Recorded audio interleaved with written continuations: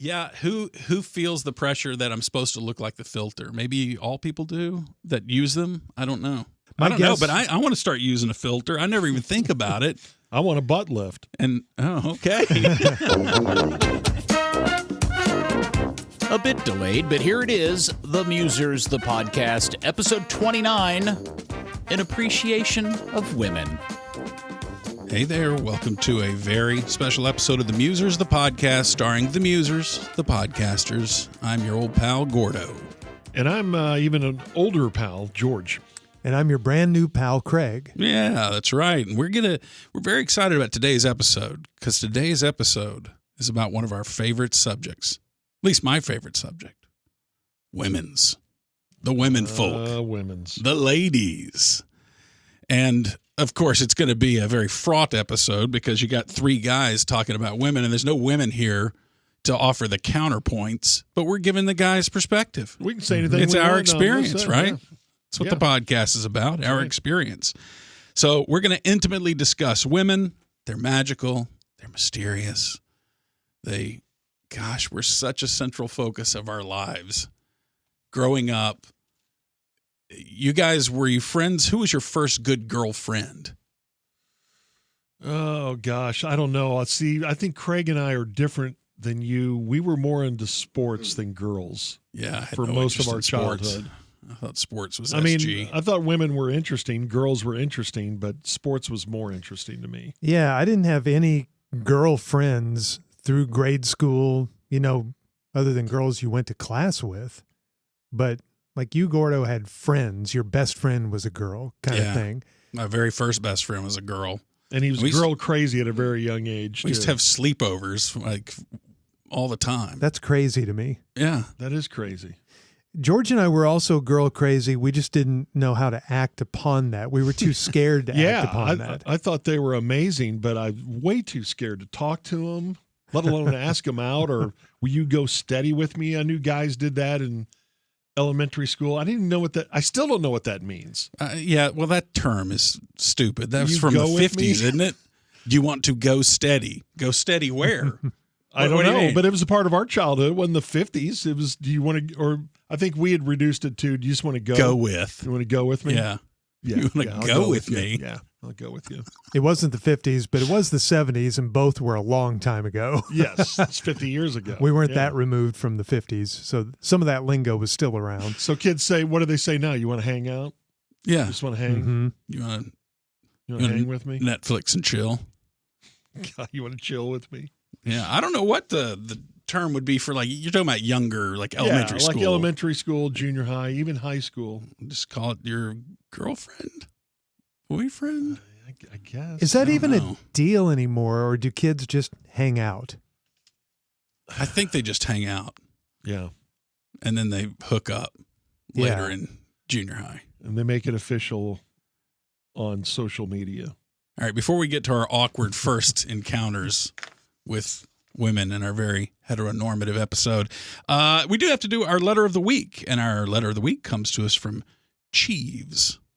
He thanked us for our podcast on embarrassing moments, said he really enjoyed it, and it prompted him to talk to his young daughters about how these embarrassing things happen to everyone, and wanted his daughters to know that we all feel the same way. But he continues, quote, "It raises an interesting question. If you're present when a friend or family member has an embarrassing moment, should you A, pretend it didn't happen, B, console them but risk making it seem worse because you're just so super sorry for them, and hey, that was just really rough, and hey, or C, make light of it as to detusk the elephant in the room?" He shares this story. Years ago, a very attractive and elegant woman lawyer was in my office, and in the middle of a vigorous discussion of a case we were fighting, she had some, what he calls, rearward-facing bottom air. Rearward facing bottom air. Also known as a fart. Oh, worst word ever. So as long as I've known you, Yeah. 30 years, and I've heard you say every harsh cuss word imaginable multiple times, but you will not say the word fart. Why are you so averse to that word? It's just, I hate that word. I don't know why. It's the same way that a lot of women hate the C word that rhymes with bunt.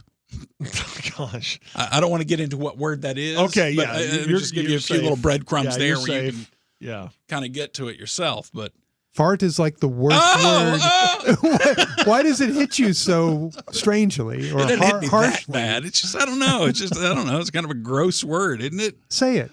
No. It's a funny word. Okay, did your parents say that word to you? Well, no. No They were way. not discussed, Well, why not? no. Since it's just such a great word and everyone ought to be using it because constantly. they were old school and parents back then didn't talk about that word. There's a new article out asking whether you were raised in a fart pride household or a fart shame one. We didn't All need about that shame, article. yeah. Ours were fart shame households. Yes. So no, they're not going to Absolutely. issue or say the word fart at any moment. I couldn't imagine growing up in a household in which all family members were just directing fire at each other like that. I can't either. It's I weird know. to me, but hey, different people know. grow up different ways. And anyway, Chiefs continues. If you guys remember way back in our story that we were hearing Okay, yeah. about this elegant woman lawyer who was attractive And she farted. in the middle, See there? in the That middle made of me closing laugh. arguments. He said fart. He continues, she was horrified, and we made the most awful eye contact possible. Wanting to soothe her somehow, I instinctively chose option C and made a joke about it. I said, okay, not sure that will help. She laughed. She laughed and was still so embarrassed, but my jocularity about it seemed to make it less awkward for her. Interested in what y'all think. Did he choose correctly in making a joke about it? I think that he should have just ignored and pretended like not happen. Yeah, you're playing roulette either way, especially if you say something. Like I think B's a good answer for Which was most, console them but risk making it seem worse. right. You don't And- console. No, you can't console Not- them. not- Oh, I'm Particularly so- in a not in that courtroom, you're not case. going to walk Oh, over there and I'm put your so- arm around the Not in opposing that case, attorney. but it was first proposed as an embarrassing moment for a family member. I think in some cases, for an embarrassing moment, you say, "Hey, it's no big deal. Don't worry about it. It's fine. It happens to everybody." And See, that just makes it's too much attention to it. Just move on. You can't go over to that woman, put your arm around her, and say, "I'm so sorry you farted." again, it's Just not. please stop it. But and then we all heard Why are the you fart. doing this? But in this case, I would say, yeah, either ignoring it or turns out he was right. Just make a mild joke, but you run the risk there of making it worse because she could have thought, and then he joked about it, and he's not going Right. to take me seriously anymore. So, yeah, either way is risky. That's why she should have headed this off at the pass and just after she does this, just immediately say, "Your Honor, I move to have that stricken from the record." Yes, that would Because have then been no one great. can comment on it either, any which way. It also depends on what that person did, who that person is. Like if it's your kid and they're 6 and they have an embarrassing moment, you're not going to make a joke out of it necessarily Right, that's what I'm saying. to further embarrass them. At that point, you probably console. But a stranger in a professional setting that farts, I mean, I think he was That's a tough probably one. right to make a little joke to release the tension from the room.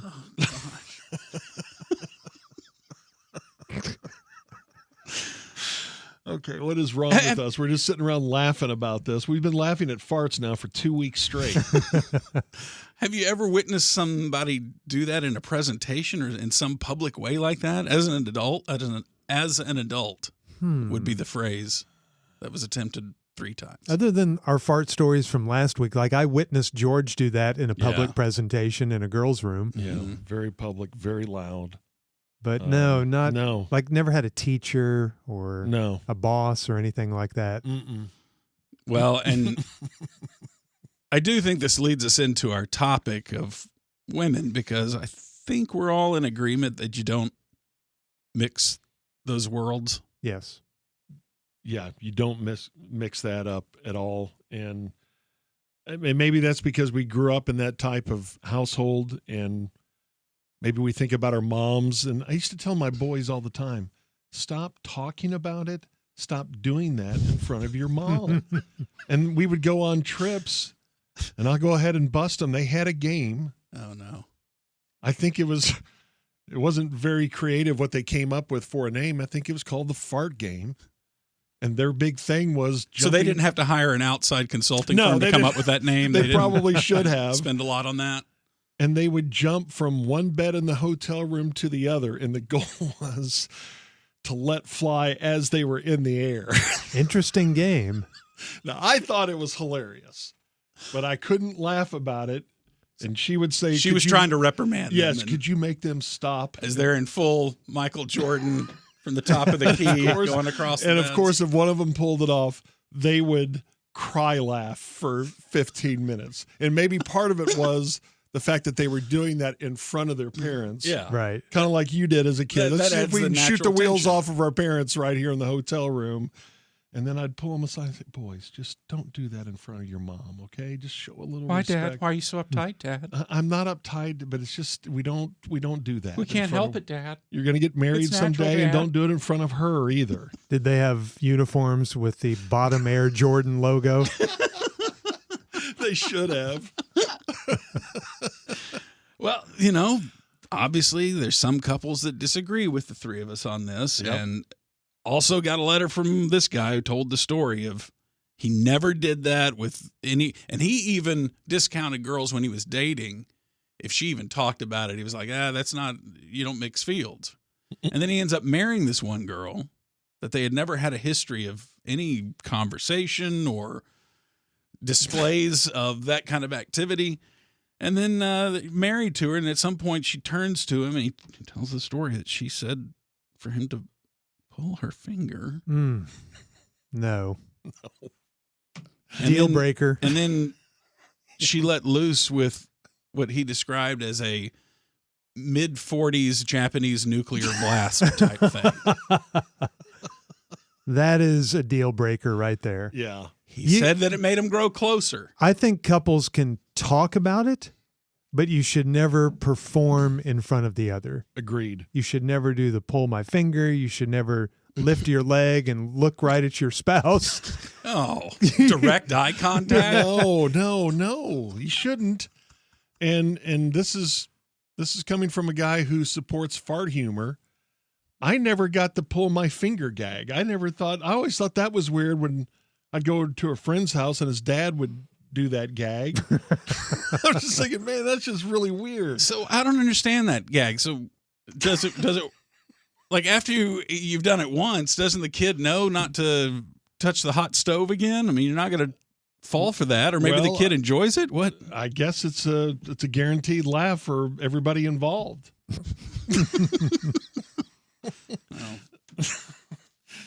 I It's think we weird. need to end it. Yeah, we need to end Pull that my practice. finger, yeah. We need to pass some laws about it.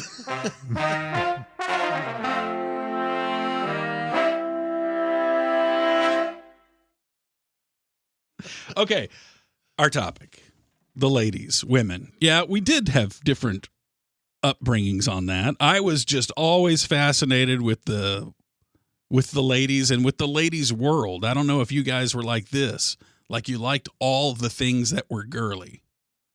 I liked the girl section of the toy aisle. I liked all the outfits that my mom and No. sister would get to wear. My not cousin, at who all. was a girl, No. the bows they got to wear in the hair. It was back in the days in the 70s when the girls would wear that yarn. They would tie a bow with yarn in their hair. And Yeah, okay. And you would put all of that on. You would dress up. there is a picture of me when I'm 3 years old and I'm dressed up and I'm wearing high heels and I'm holding a purse.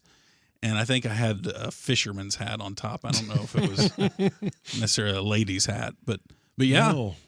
No, I was not I would do that. fascinated with the world of with a girl's world or a woman's world. When I was little, I was, like Craig was saying, we were consumed by sports. The girls section of a toy store was about the most boring thing I could ever imagine. Yeah, Colors were nothing so cool. pretty, though. All All that pink. pastel-y and Easter egg looking stuff. And, No interest. No cool stuff. yeah, it was cool. Now, I like the boys section, too. I liked all toys. But I just thought that the aesthetics of femaleness were awesome. And I thought it was magical watching my mom do her makeup, or later on, watching girlfriends do makeup and stuff. I just thought that was so cool that girls had all these things that were feminine and girly. See, that always looked like a pain to me. Like they have to do all this stuff every day and we just wake up and go. Yeah. Well, yes, there's advantages, certainly time-wise, to not having to do it. But the doing of it seemed kind of meditative and magical. They'd be silent and I'd hear that makeup drawer rattle around and they pull out lipstick. Watching a girl put on lipstick, that was cool. I have a hot sports opinion. I think the majority of women, not all, majority of women look better without makeup. I think you're wrong. I've told my wife this several times, that the most beautiful moments I've ever seen her in, she has had no makeup on. Yes. But the problem is that most of the time when guys think that a girl does not have makeup on, she has makeup on. Like if you see them completely without makeup, it is a different look than the no makeup look, in air quotes, because there's slight makeup that goes on in the no makeup look. And guys normally confuse that with absolutely no makeup. Isn't it kind of, there is a difference. Isn't it kind of wrong though that society requires women to be made up in order to go out in public and be attractive? Like that's a difficult subject, because yes, on the one hand, that is an unfair burden, the burden of appearance, but it also is something that a lot of women enjoy. And I thought that was always a cool feature of femaleness. Yes, you hate that if you're required to do it all the time, but the fact that your clothes have so much variation, you can dress as a guy one day, in a Annie Hall type outfit. You can get just all glammed up and tarted up. You can dress, Little House on the Prairie style. Like women can just get away with any look they want to, if they want to. And guys just felt so narrow, and you can do your makeup 50 different ways. Like I've sat there and watched makeup tutorials on YouTube. It's like a girl goes, okay, today I'm going to do this, I don't know, Egyptian look or whatever they're doing. And it's like they look like a completely different person than the tutorial they just showed you the day before. Yeah. Like that's magical, these transformations that you can do. I think both things can be true. They can look amazing with makeup on, but I think Craig's right. Sometimes when they're just with a very natural look, they don't need all that. And now, to me, I find it sad along those lines of they have to do all this work. We have teenagers that are getting lip jobs and Botoxing and what? Hey, yeah. There's some teenagers who get like boob jobs at 16. And that's just. Yeah, the appearance pressure for women is unhealthy. I really think it's unhealthy. Yeah, I do too. Especially when they go to the extreme. You see a woman with a lot of makeup on. He's like, you don't need all that. And with maybe in her mind, that's how she looks best. And some people like that look, but it's just I don't know. It's too much. Yeah, but think about even the statement, you don't need all that. That's a guy's opinion of what the girl needs. It's like they determine whether or not they need that, and they determine whether or not they feel that. The weird thing is that, and this is something that I think a lot of guys struggle with, is that women talk about the pressure, the beauty standards, and how high that is and what a pressure that is. And there are a lot of guys who don't notice all this stuff that women seem to notice about beauty. And I think guys would be satisfied, like you said, with a lot less of that stuff. Yeah. Like they don't really require all of that at all times. Yeah. And, heck, think about your crushes in high school. Seeing a girl in sweatpants is like one of the cutest things ever. Just a ponytail and sweatpants, hanging out with her girlfriends after cheerleader practice. Yeah. After one of those. But yes, the whole magazine industrial complex. I just remember Cosmo magazine being a huge thing back in the day. And a girl saying to me one time, look at these look at how much pressure we're under to look like all this and everything. I'm like, look at the magazine masthead, and it's all of it's women, and it's like women run this for women, but yet somehow men are responsible for these impossible beauty standards, and they don't seem to have much of a hand in the making of these magazines that are giving you the looks that you're supposed to feel less than because you don't look like. Yeah. It's like there's some missing element in this equation that's getting to the overburden of looks. I was about to say maybe it's better today in the expectation, but maybe it's not. Maybe it's worse now if we're talking about actually having work done in your teens or your 20s. Maybe it is worse now. That's coming back, though, isn't it? Like, I mean, being pulled back. Not as many women get boob jobs, and feels like plastic I don't know. surgery. I Maybe think not it's- that, but no. the Dialed facial back. work, I think it's- Botoxing and the lip thing, Yeah, which I I think- still don't get. Now, admit we're all idiots talking about this, Right, yeah. but to me it seems like it's worse now too, because now you have the advent of Instagram, Yeah. and now you have the advent of back in our day it was just boob jobs. we liked it. Now we got fillers, and we got Brazilian butt lifts, and we've Yeah. got all this other kind of body modification that goes on that is a whole different level of pressure. And then you add to the fact of that you're never going to look as good as the people on social media platform because their face is tuned, with filters and things like this you can use. We're getting to a point where no one even looks like that. Or everyone turns on the same filter, and then in real life everyone looks Yeah. wheels off, but online we all look great. Because you have that filter option, do you have to actually go get the implants? Yeah, who feels the pressure that I'm supposed to look like the filter? Maybe all people do that use them. I don't know. I don't know, but I want to start using a filter. I never even think about it. I want a butt lift. And okay. My guess is that 20 years ago, breast implants were a lot bigger than they are today.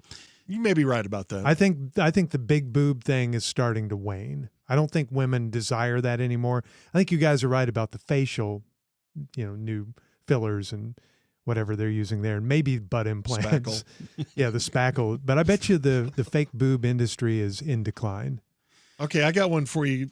As we talk about how we viewed girls when we were growing, how did you, Gordo, at Yes. such a young age, Yes. get the courage to talk to girls? That was the toughest thing for me, was to interact with them, especially if you were, I don't know, maybe in fifth grade or so, you're starting to get interested in girls, and there's that one particular girl that you like. How did you get up enough courage to talk to them? Because that took me almost to my junior year in high school before I could have a conversation. I always just remember it was humor. It was just, make a joke. And you see the ones that laugh, and then I would gravitate towards those girls because I liked their laugh and their sense of humor. And then usually if they're laughing at if it's something that I'm doing that shows that you have a kind of shared sense of humor, and then they joke, and then they're funny. Yeah. And so, yeah, I felt like, that is the magical thing about humor. It's this incredible social lubrication that can connect you with someone instantly. If you're all involved in a situation with a group of people and you make a joke and you see the person who laughs, and it's like you immediately form a connection with them. So, yeah, it was always me joking around, and the girls would laugh at that. And then that becomes... See, I would have run off. it's almost, this is the weird, here I go off on my weird tangents. It's almost like an ersatz sexual thing. I mean, think about this. You can say something and it causes someone to have a bodily reaction of joy, and that joy brings you joy. Seeing someone in pleasure, Yeah.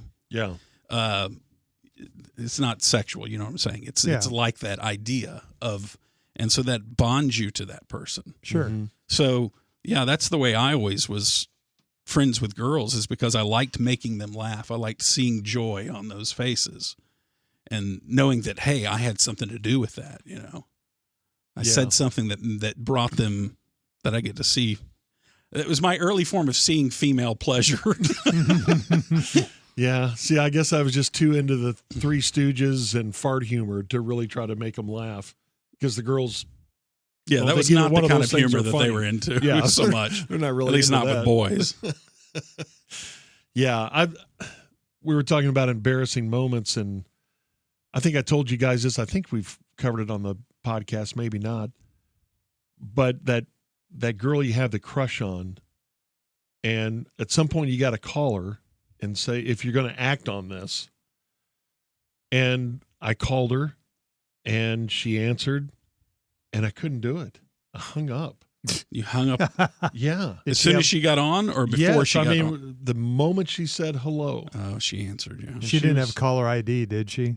No, she did. Somehow, Wow. even way back in those ancient days, somehow, because I was going, She may have 69'd you. I don't think so. It doesn't sound like it. No, I don't think so. Star 69. Star Is that the way 60. it's pronounced? Yeah. Yes. Okay.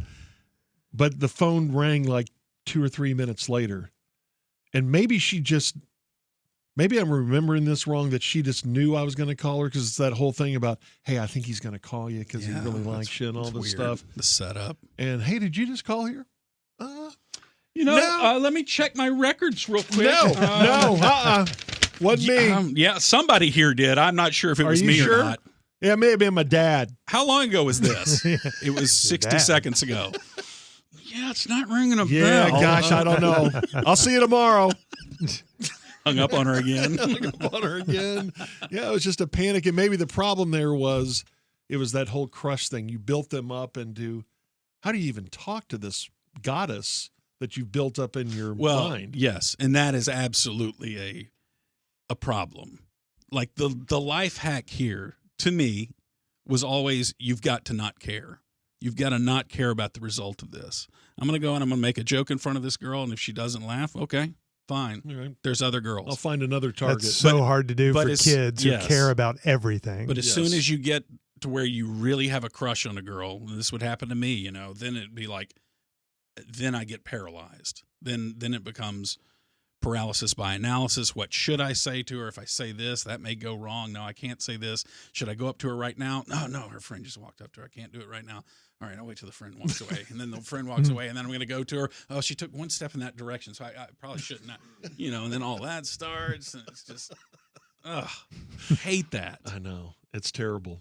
And like I said, I was probably, and I also think I waited till like I was 16 where I could actually go on a date where you could pick her up and wouldn't have to have my parents drop us off at the movies or something like that. But I remember that phone call for the first date, and I remember being shocked that she said yes. Oh, really? Oh, okay. I didn't plan for this. Yeah, what do you want? I'm going to have to get back to you. I have no idea what we're doing. I'll call you back. I planned for rejection. Didn't get that far. I've never been on a date. A date. Like do you mean? someone. I just never have. that doesn't make any sense. I know. I mean, High school, you never called a girl and said, hey, you want to go see a movie? And you'd go pick her up and you'd go to a movie. I don't think I have. No. I would always, it'd be like a group of people would go to a movie, Mm-hmm. right? And there would be a girl there that I liked or they got along with. And then I was just always in relationships. I mean, I've been in relationship after relationship started in 8th grade, I think. But those 7th have to grade I wasn't. sometimes start with a date, or at some point eventually get to where you're taking them out to Just dinner. you Yeah, too. now that's the thing. It depends on how you define a date. After you already have a girlfriend, if you two do anything together, is by definition everything you do together a date. Yeah, I think a lot of it is. Like, hey, we're going to walk to the park. We're just hanging out. But it was the same thing I was doing with my friends. Hey, you hungry? Let's go get something to eat. Mhm. Were those dates when we would just go to, hey, you hungry? Yeah. Okay. Let's walk down here and Yeah, go I to guess this a restaurant. different kind of, you didn't plan it and saying, hey, this Saturday I got a plan for us.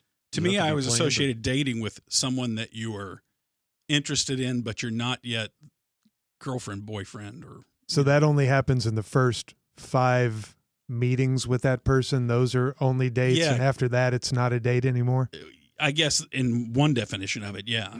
I guess in the other definition is like every time you and your wife go out to eat, Giorgio, you call that a date. We still call that a date. Yeah. Couples even call if it. it's just a Wednesday and she's like, I don't Yeah. feel like cooking tonight. And then you go down to the Well, restaurant maybe and you say, not. we don't do We got a that. date night, We have date night. Yeah. Yeah. You call which it is date night. a separate official date. Yes. Yeah. And Yeah. especially when we had kids at home, we would have to designate, hey, Saturday, let's go on a date. Let's Yeah. go see a movie or something. Okay, so then, but what I'm talking about is like dating someone. Like dating someone is different than going on a date because he's talking about like last night. Yeah. Would you say that you were dating around with your wife, or would you say, No, oh, no, we we- just went on it was a date. So your question is, when you're dating someone, when does the dating stop? And, Yeah. and I would say that's probably after 5 or 10 dates. Yeah. Then you're hanging out. Yeah. Then you're actually going with them. Yeah. And the girls that I would become girlfriends to me were always friends, basically, first. Yeah. So it was very unclear when did we. Okay, last night we went out to eat, and we were going out to eat, and now all of a sudden tonight it's a date. It didn't make any sense. Yeah. 'Cause it was like, It's a formality thing that's probably not it's necessary. definitional. So you always had friends and relationships that developed or, Mhm. became more serious. So you Yes. never had the moment where you called a girl and asked her on a date. You never had that moment I or don't had to remember it. or had to walk up to her. You never you were never the Kickstarter for a relationship through a date, through any kind of asking. No, not that I remember. Now, the only time that I remember that experience was the phone call to ask a girl to a dance. Okay. Like I do Yeah. remember that feeling of nervousness and calling up, and this is a girl that I'm not close friends with, and that, Yeah. so like junior high when you're calling up and, hey, just wondering. So is that a date or is that a dance? That would be a dance, I would think. Yeah. So the prom is not a date, but it seems like a date. It does seem like a date, doesn't it? Yeah. It's a date. It's a dance date. And I would love to know like what the women's experience of all these things are. Like a girl has to wait for a guy to ask her out back in the day. Yeah. This is Right. the way, right? Or a guy to ask her to a dance, unless it was a twerp dance or a Sadie Hawkins dance. Those were the girls asked the guys. But I always wondered, which is worse? The guy having to ask girls out and constantly trying and getting shot down and getting rejected over and over again? Or is it the woman's experience, typical experience of having to wait around for someone to ask you out? Like they both have disadvantages and advantages. Sure. Mm-hmm. I told you my wife and I were friends first. And I don't know if I've even told you this story. Even Junior knows this because we were all in a friendship group. And we went to a astronomy lab together. And she drove. And she was going to drop me back off at our apartment north of Denton.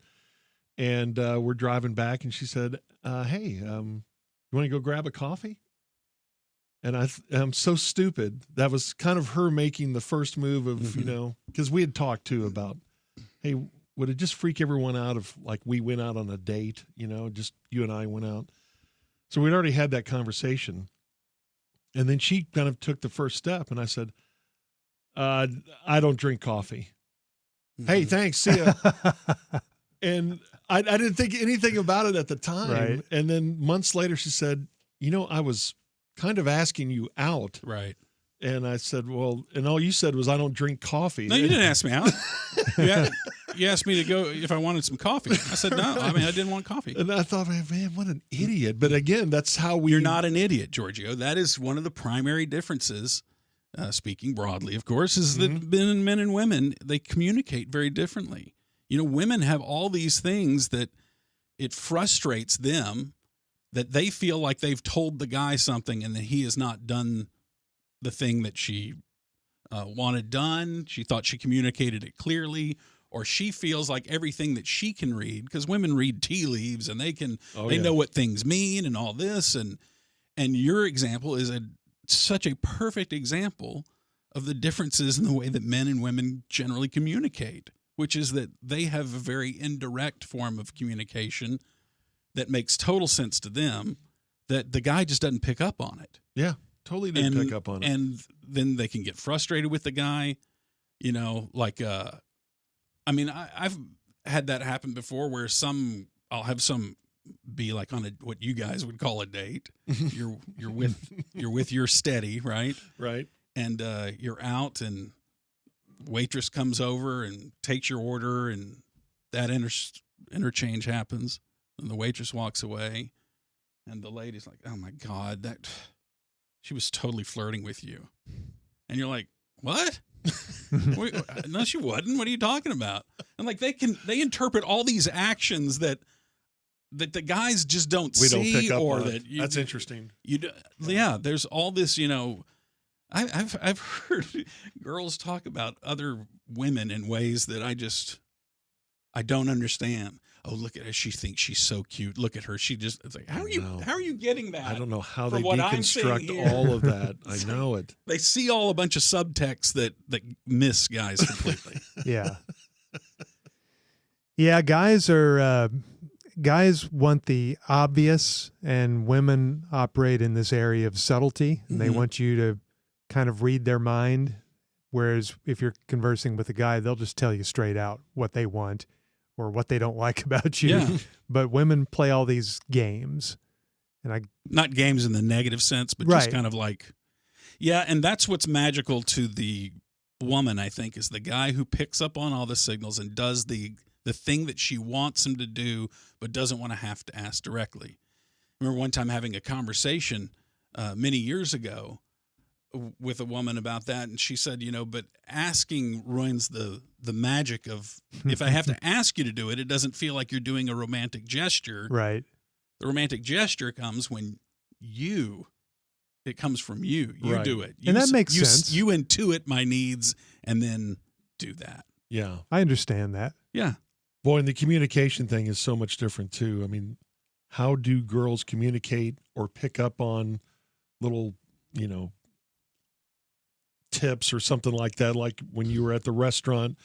And how do they communicate when you're in school and they're talking to each other clear across the room, reading each other's lips? lips, yeah. They do all that kind of stuff. I still, if it's really obvious and a coach is dropping an F-bomb on a sideline, I can read what, he's just said. But I use my wife as an interpreter of, what do you think that guy just said on the sideline? And she'll know it just by looking. I cannot do that. Think about after a date. You go on a date with a girl back in the day when you're dating, and she goes home, and then it's she'll talk with her friends, and they'll dissect all the things that happened during that, and trying to figure out how much the guy really likes you and all that. And there's like this complete, debriefing with 30 expert panel that she assembles for all this, and diagramming the date, and and the guy goes back home to his roommate. How'd it go? Great. That's it. That's it. All you needed. That's all you have to say. All you needed. It's just they work differently, Yeah. And I understand their frustration with us on Sure. that. But in fairness to men, it's like women need to understand that about men. It's not a negative thing. And I think too often we have to decide who's right Yeah. rather than just appreciating who's different. We're both just different, and men should try to meet women in the middle, and women meet guys in the middle of, don't get mad at me that I don't understand what you wouldn't ask for directly. You need to appreciate that I communicate differently than you. I need to appreciate that you communicate differently than me, and I'll try to move towards you, and you try to move towards me, instead of this constant, stupid, fake battle of the sexes thing that we've ginned up. Reminds me of the old Seinfeld routine. My girlfriend's always asking me what I'm thinking, and I'm telling her nothing. I'm not thinking about anything right now. My mind is just blank. Guys don't think about things, where women are always wondering and trying to read your facial expressions or your body language or what you said. What did you mean by that? What did you really mean by? Women are on these other levels, and guys are just kind of not really thinking about anything right now. We've got nothing. We really do. I mean,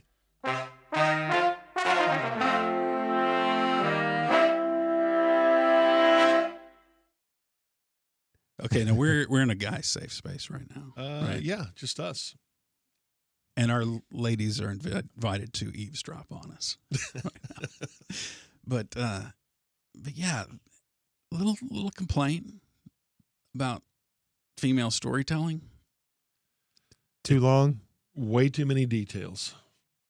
I was going to say it Is wasn't what long enough. Gordon and I would was like more going to details, say. and Yeah, right. You guys have a very different interpretation. Yeah. After all these years we've talked about it, I just need just a bullet-pointed list Yes. of some things that happened at this lunch that you just went on, okay? Well, I'm getting to that, but you need to know this because wait till you hear what she says next. Yeah, it's like they never met any context that they didn't want to share. It's you got to, hey, what'd you get at the store? And then she starts with, at the beginning of time, Yeah. the Big Bang happened. Okay, can we fast forward? Let's go ahead and can we get to today and when you get to the store? My wife always says, she's telling a story, and then she'll go, long story short, and I say, too late for that. Too late for that. We're way too deep into this thing. There is a way to make stories short.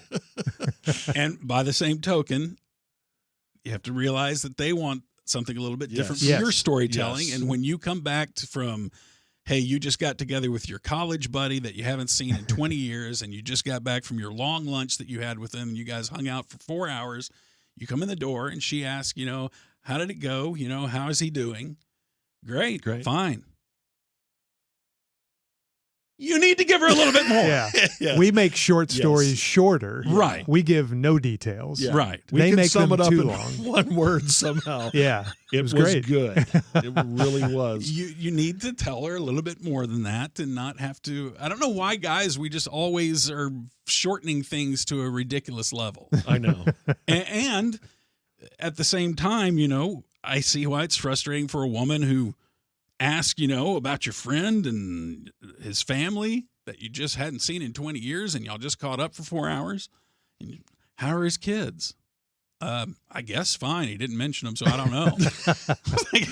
Yeah, We not. talk mostly about his back injury. It's prevented him from playing golf for like 3 months. Mhm. But But so his wife didn't come up, or his kids, or how was? no, they don't play golf.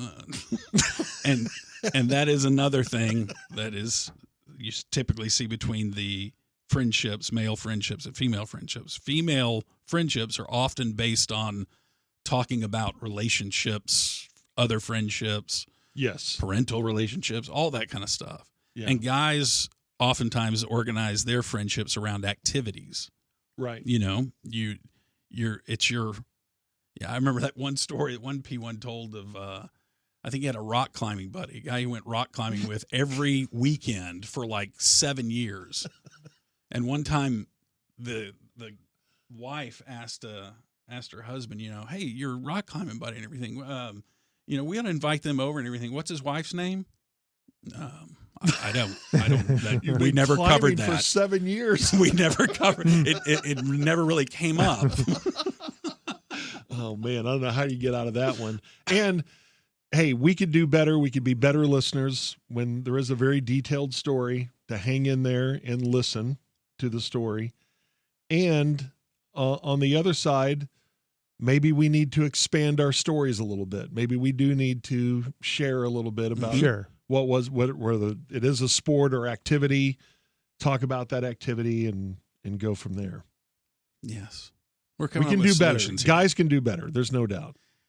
Okay, one thing that I think is wrong with guys, as I complain about guys here, is I've been a little bit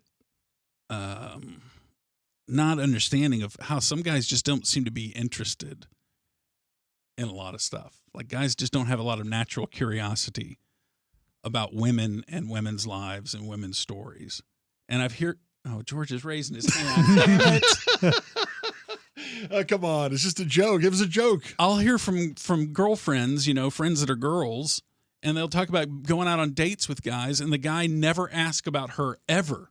He just goes on a monologue That about makes no himself sense. or his job or and he never has any questions for her or anyone else. It doesn't matter who you're out with. If it's a girl, first date with a woman, if it's friends, if it's family, you should always be asking them about their lives. Yeah. You should show it should be genuine. You should show interest in them.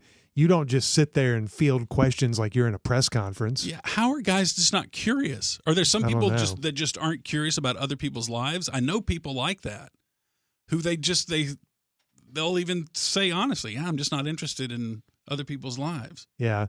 The only thing regarding women that I'm not interested in would be women's basketball. Other than that, I'm Yeah, you hate women's Let's just basketball. not talk about the WNBA. I'm fascinated by all women. All right, I've got a question for you guys about women. Did you get the birds and the bees talk? Did you ever get a sex education class? How did you learn about the physicalness or nature of women? From a guy named Mr. Lobb in 5th grade. Who was that? Oh, That was he was a teacher at our school, and he was in charge of the guys. And I think Mrs. Talley was in charge of the girls. These are made up names. And they would give you your birds and the bees talk. Because my parents never So said your a word. parents outsourced it to our school system. Yes. They just said, hey, look, Yeah. this is the most Figure it important out. thing. This is the whole reason that there's even 2 different sexes. That's right. But we find this such an unimportant topic, even though it's going to govern the rest of your life, that we just not even going to mention it. Yeah. Was Mr. Lobb the tennis coach also? No. That would have been great. It would have been. He wasn't very nice. And it was not the guy you want to learn, all those terms from. And I just Did he put it a was condom on a terrible. banana or anything? Yeah, there was condom talk, and it was awful. It was terrible. And that was the other thing, too. Is that too young, 5th grade? Because I remember, No, it's not too young. That's about right, I would say. I guess, because you're having questions, and I guess that's when you start asking those questions. But I just remember thinking, man, I want no part of this, what he's talking about. Then they show you childbirth, and it's like, oh, Yeah. my gosh, what? We had a sex education class, and I think I was in 6th grade, but my parents never, ever said a word about it to me. They outsourced it to my friends and my babysitter. And No. Well, not intentionally. Not outsourced it to your intentionally. babysitter. my mom did have the talk with my sister, but my dad never brought it up with me, and my mom never brought it up with me. So I learned it from whatever my friends were telling me, and I had a babysitter that gathered all the kids around once and kind of explained everything, and it was shocking to all of us. Like, how did she word it? Because I doubt she was using medical terms. You know what no, but she also wasn't using the crudest of crude terms either. I know It was just like, for some reason this sticks in my mind. For the F word, she would say fire truck. wait. And then the 2 people fire truck. And we were all like, what? And that's how she would say that. But I have a history with that babysitter because how old were you like at this time when she... When she gave the neighborhood, the birds and bees talk, I was probably 8 or 9, something like that. Okay. But there were kids younger on the block that were also getting this talk. And she was how old? I'm guessing she was 14, 15, somewhere in there. One time, I think I've told you guys the bra story. One time she was sitting for me, my sister, and her younger sister. So there were a few kids, and she took us into her bedroom and she turned off all the lights and said, we're going to play musical chairs type game. 2 people will be on the bed at the same time. 2 people will be at the foot of the bed. So she organized it so that at one point my sister and her little sister, my babysitter's little sister, were sitting on the floor, and I was in the bed with the babysitter. And I was just so clueless. I had no idea. I didn't know sex. I didn't understand anything. All I knew was that the Spurs and the Cowboys were playing, and that's all I cared about. Right. And she said to me, I'm going to take off this bra. It's so uncomfortable. And she took it off under her shirt and pulled it out and showed it to me and then threw it on the floor. And it just didn't register with me. But years later... This was her asking you to go get coffee and you not picking up on it. Years later, I wondered, was she trying to put the moves on me, or was she just making me uncomfortable, or she somehow engineered it so that I got in bed with her and she took off her bra? Was it just a thrill for her and she didn't think it was going anywhere? Jeez, you were 9? That's what I was probably 9 or 10, yeah. She probably wasn't going to go any further, but that was the thrill for her.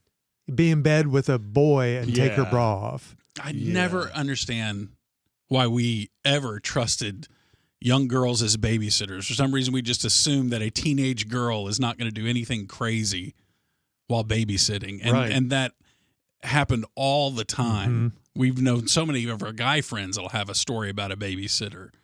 And yeah, I mean, even if it's not her doing musical beds like this one was doing, you know, they're always inviting their seedy older boyfriend over. And Yes.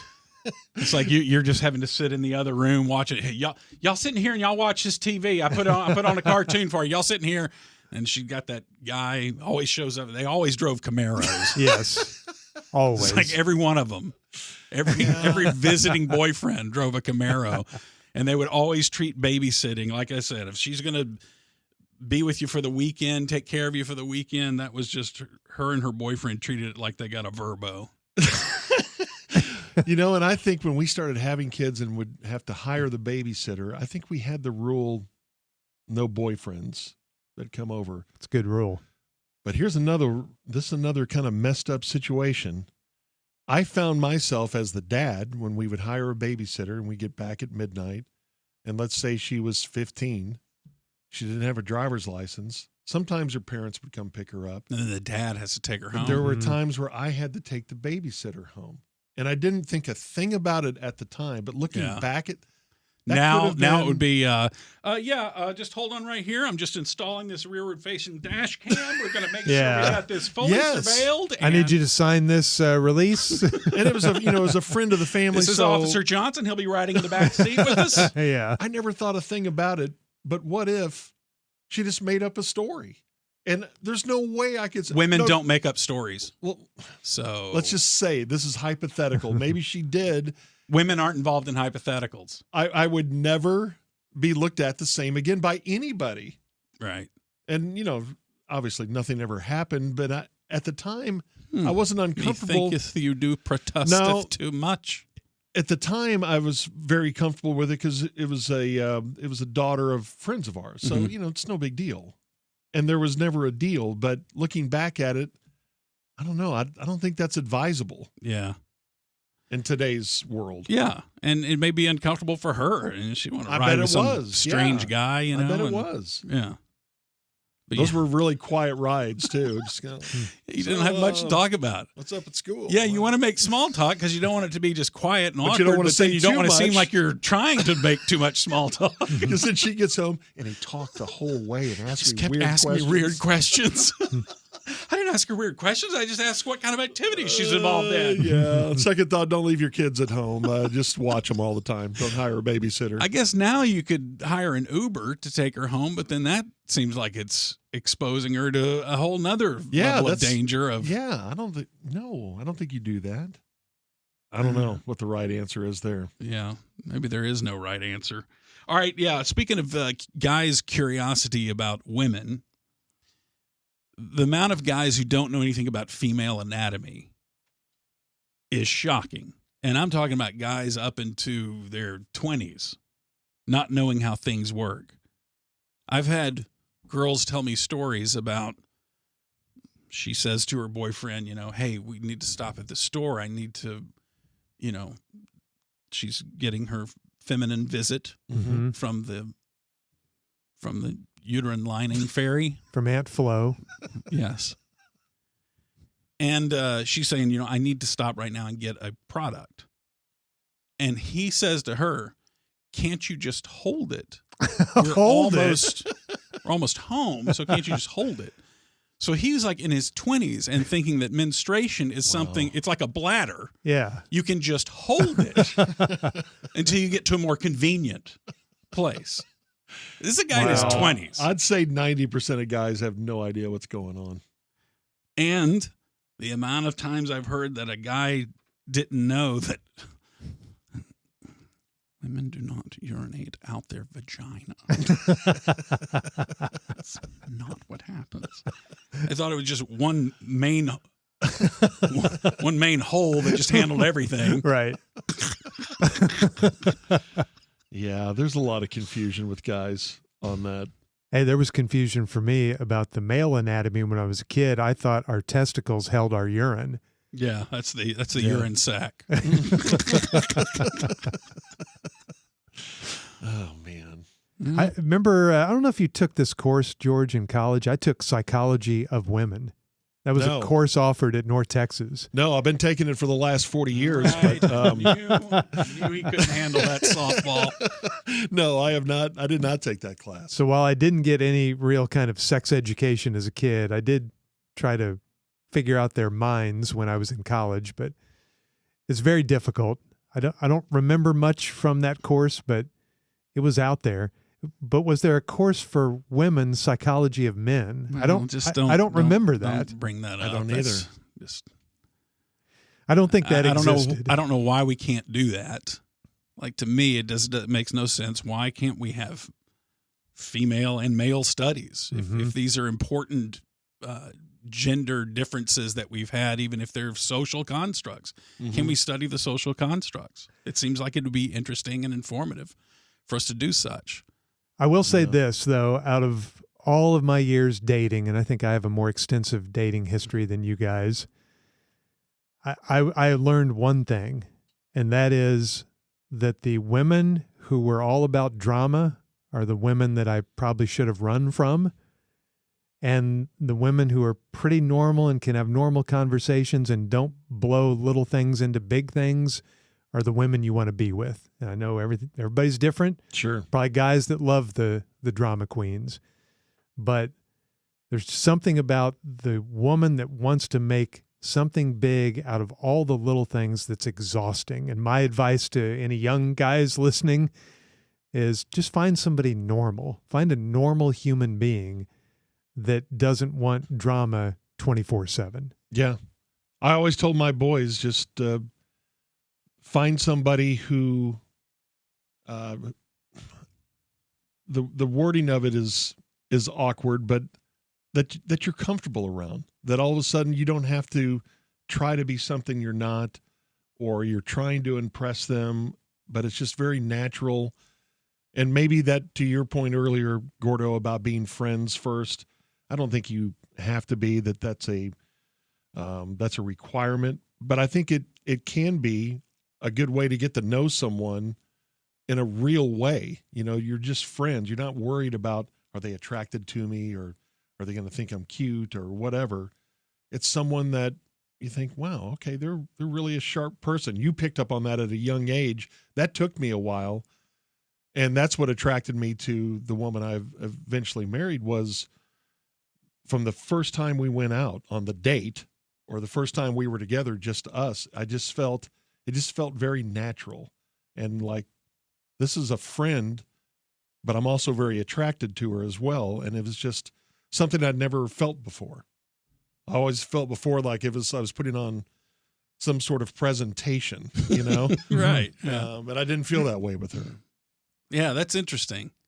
Yeah, I wonder if there's a study on the percentages of relationships that work or fail based on if you started out as friends first or versus the dating, because the dating does set you up to put on a different face than it would if you just hang out and you're just each other for a while before you even consider or even think about being in a relationship with that person. Yeah, that you're not going on a job interview. Exactly, exactly. Whereas dates could feel that way, right? Because you're wanting to make sure you put on the best impression, and so you kind of omit the negative parts of your life. And right. Yeah. I bet these days with so many people using dating apps, I bet being friends first is almost non-existent. Yeah, dating apps, a whole nother conversation as to what that's done to the romantic world and hookup cultures and dating apps, and has that been good for everyone, or has it been an ultimate a net bad or a net good? It's a very debatable topic. But yeah, the last thing I'll end with is one of the things that took me the longest to understand, and I never picked up on it. Most of the things that I learned through experience. This one was actually told to me once, which was that a lot of times when women are talking about a problem, that they're not looking for a solution. And that short-circuited me. Like I that does not come very naturally to me, and I don't understand being in the problem for a second longer than you have to be. Mm-hmm. But women oftentimes will want to talk about a problem for while, and that helps them figure out what they think about it, and it helps them process the way they feel about it, whereas guys are constantly looking for, okay, what's the solution to the problem? That's what I want to get to as soon as possible, you know? So, right. Oh, I'm very guilty the of that. conflicts Yeah. that happen between men and women over that, when she's saying, you know, just listen, and he's saying, but I don't understand why you don't. If you have so many problems with going to this party tonight because so and so is going to be there, and you told me about this person and your problem with that person, and this other person is going to possibly be there too, and you have a problem with this person and everything, and you don't even really want to go tonight and everything. You've told me all those things. It's like there's a glaring neon sign that's blinking to me what the answer is, which is don't go to the fucking party. Right. So But they don't want she that. wants They to don't talk want that it out answer. first. right. Yeah. But Yeah. right, could you just listen? Yeah. And back to my central point of all of this, which is that give each other grace, and she's not right in that scenario and he's not right in that scenario. They both have needs in that conversation, and realize that it's not that he's just not listening. It's that you have to understand his brain works different. Yeah. And it's not just that she's prattling on about a bunch of unnecessary stuff. It's that this is the way she's processing a problem that she's facing that is causing her emotional suffering right now. Mm-hmm. So you need to have patience and listen to it. And she needs to have patience to understand that it's hard for him to listen to it, Yeah. because he's wanting to make this discomfort that you're experiencing. He loves you and doesn't want you to be in this, and he wants to find the solution to the issue. So guys, patience and listen. And for women on the other side, bullet pointed list, and let's get to a solution. Fair? Yes. Okay. But I think it's a little bit lean towards your side. Yeah, but well, sure. yeah. No, but yes, with the emphasis on we do need to listen. I know I can certainly be better at that. Yes. And there's exception to all these rules. There's guys who Sure. are more what we've been saying are women coded in this, and there's women who are much more male coded in these ways. We're just using those terms. Anyway, so thanks to Peter Welpton for producing this. Thanks to you guys for being here. I appreciate you being my special guest today, guys. Oh, yeah, you bet. Hey, You guys we really solved helped me it. out today. We figured it out. I We loved figured it out. I loved it. Listen to the Musers, the podcast. The entire back catalog is available to you. We've been shocked at how much people have gone back and listened to our old episodes. Even to this day, there's still people listening to our first 10 episodes, whether they're discovering them or re-listening to them, and we love it. We love all the P1s, and if you have P1s, I call them P1s, podcast ones, I guess. Sure. Listeners to the podcast, if you have a comment or want to be featured in the letter of the week, you can email us at themuserspod@gmail.com. Well done, Gordon. Good information. Thanks for listening, everybody. And don't forget, next week, the guys come to you from San Francisco and the Super Bowl. The Musers, the podcast is a Tired Head production.